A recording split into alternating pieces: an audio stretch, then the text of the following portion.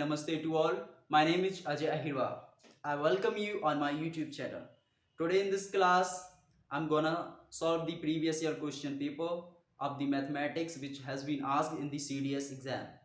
So there is a need of concepts. If your concepts are perfect, then you can easily deal with this type of question. Okay, so let's start with the questions. So the first question is in front of you. The question is saying a wire is in the form of a circle. एक wire है जो circle की form में है, एक circle की form में है और जिससे एक रोम्बस बनाया गया है. The radius of the circle is 70 centimeter. Okay, the value of r is given to you 70 centimeter and it is asking what is the side of the length of the rhombus. So यहाँ पर हम circumference निकालते हैं. वृत्त की circumference का formula था 2 पाई r. Okay, that would be, इसको इक्वल कराना है रोम्बस के पेरीमीटर से. रोम्बस का पेरीमीटर क्या होता है 4a. So simply we put the values 22/7 and r की value 70 and 4 into a. Directly solve करते हैं 10 times. Okay, and 2 2s are 2 5s and 22 5s are 110 and a. So this question, so that your option is D is your answer 110. Okay okay, so अगला question आपके सामने है. ये number system से question पूछा गया था, इनइक्वालिटी के बेस्ड है. क्या दिया है 3 की power n is greater then n की पावर 3. ये पूछ रहा है कि n की क्या वैल्यू पॉसिबल हो सकती है. आपको ऑप्शंस दिए गए हैं, आप ये 4 ऑप्शन पढ़ सकते हैं. तो यहाँ पर मैं n की कोई भी वैल्यू पुट करता हूँ. लेट्स से n की वैल्यू मैं n इज इक्वल 3 पुट करता हूँ. तो 3 raise power 3 is greater than 3 raise power 3. 27 is greater than 27. No, ये फेल हो गया, ये वहां पर नहीं पॉसिबल है. नाउ जब हमने n की वैल्यू 3 रखी तो ये इनइक्वालिटीज हो गई. अब n की वैल्यू कुछ और पुट कर. लेट्स से n की वैल्यू 2 पुट करता हूं मैं. ओके, n की वैल्यू यदि मैं 2 यहां पुट करता हूं, 3 की पावर 2 बड़ा है 2 की पावर 3. 3 की पावर कितनी होती है 9. ओके, या नीचे लिख देता हूं इसको, 9 बड़ा है 8 से. तो ये एग्जैक्टली राइट है. तो इट मींस आपका ऑप्शन नंबर क्या आएगा कि n is a natural number except 3. और आप जो भी वैल्यू पुट करेंगे उसमें सेटिस्फाइड नहीं होगा. अगेन एक और क्वेश्चन नंबर सिस्टम से पूछा गया था सीडीएस एग्जाम में, जो आपके सामने है, आप देख सकते हैं. इसमें बता रहा है कि एक 2 डिजिट नंबर है, उसको इंटरचेंज किया गया है फिर, और आपको जो कंडीशन दी गई. I would like to tell you in such kind of questions simply you should go with the options. तो ऑप्शंस के साथ जाते हैं. पहला ऑप्शन लेते हैं, दैट इज 81. ओके, पहला ऑप्शन 81 है. इसने कहा है कि इसके नंबर को इंटरचेंज करो. तो 81 से इंटरचेंज करने के बाद क्या बनेगा 18. अब इसका 4 टाइम करना है. अब इसका मैंने 4 टाइम किया, कितना आया 72. अब इस 72 में उसने बोला है कि 9 और ऐड करना है, then it becomes 81. And the multiplication of both digits 1 into 8 that is also 8. So यहां पर जितनी भी कंडीशंस दी गई थी सारी कंडीशंस डायरेक्टली एप्लीकेबल हैं. तो इट मींस हमारा option number A is right option. The next question is in front of you. It was also asked from algebra. इसमें एक वैल्यू दी गई है, AQ की वैल्यू है 117 प्लस BQ.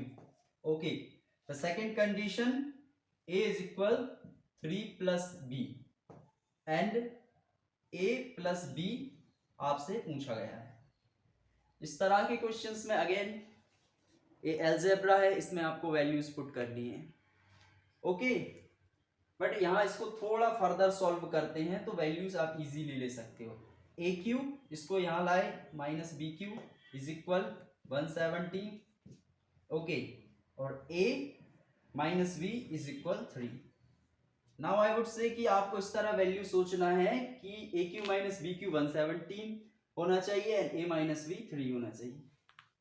मैं ए की वैल्यू 5 रख लेता हूं एंड बी की वैल्यू 2, तो ये सेटिस्फाइड हो जाएगा, क्योंकि ए की वैल्यू 5 रखता हूं तो 125 minus 2 8 is equal 170। It means ये हमारी यहाँ पे एप्लीकेबल है। अब क्वेश्चन में क्या पूछा गया था, ए प्लस बी मतलब 5 plus 2 is equal 7। So your option number A is right. अगला क्वेश्चन आपके सामने है, ये रिमाइंडर थ्योरम पर बेस्ड है। क्वेश्चन कह रहा है कि 37 raise power 1000 divided by 9 means इसमें रिमाइंडर क्या बचेगा। तो इस तरह के क्वेश्चन बहुत सिंपल होते हैं। आप डायरेक्टली इसमें डिवाइड कीजिए, कितनी बार गया आपका 4 टाइम्स गया, 9 4 रिमाइंडर के साथ 1 रेज पावर 1000 बाई 9। सो 1 की पावर कुछ भी हो तो आपका रिमाइंडर ऑलवेज 1 आता है। ये बहुत ही सिंपल क्वेश्चन है। सो आपका option number A is right. Again एक क्वेश्चन आपके सामने है, Sudhir purchased a chair with these consecutive discounts, मतलब ये सक्सेसिव डिस्काउंट परसेंटेज पर बेस्ड है। इसको निकालने का एक तरीका है, दैट्स वेरी सिंपल।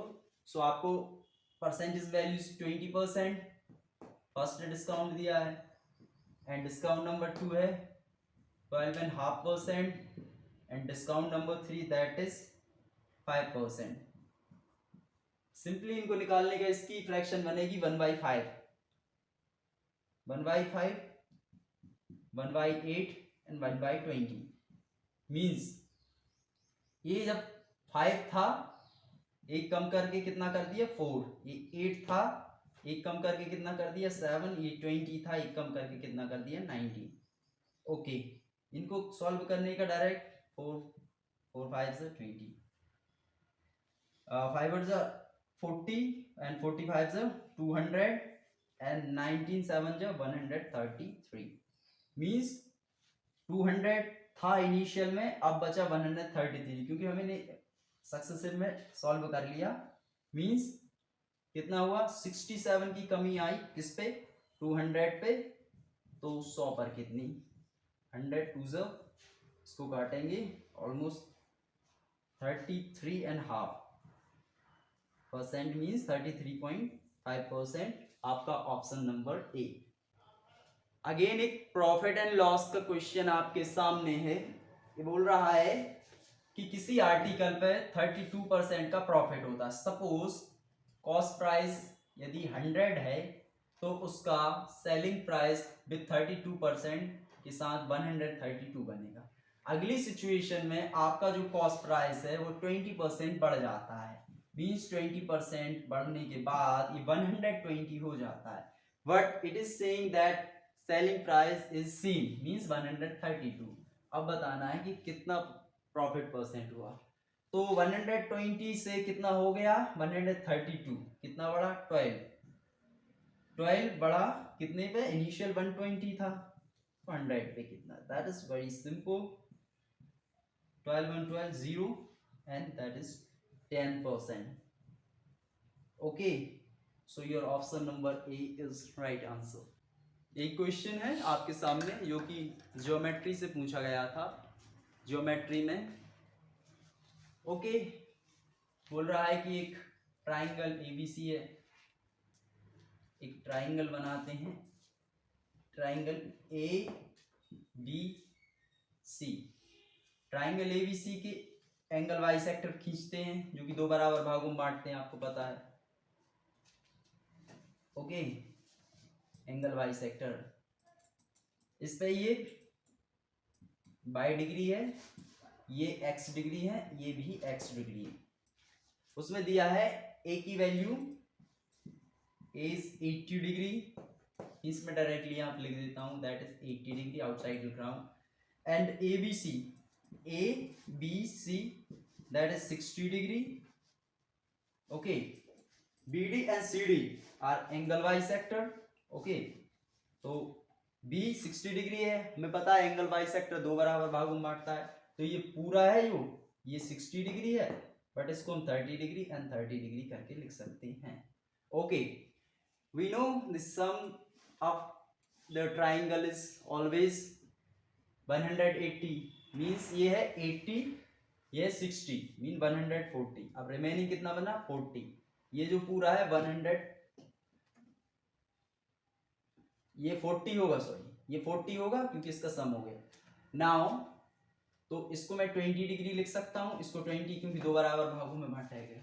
अब ये अगेन जो नीचे फिगर बना हुआ था यहाँ बनाता हूँ मैं इसको, ये था 30 डिग्री, ये था 20 डिग्री, हमें पता है फिर वो 180 डिग्री होता है, तो ये कितना होगा 30 + 20 50 मीन्स 130 डिग्री। तो जो डी की आपकी जो वैल्यू आएगी दैट इज 130 डिग्री मीन्स बाय की वैल्यू आ गई आपको, बाय is equal 130 degree and x is equal 20 degree. Okay, so it is also very simple based on the sum of the triangle. Okay.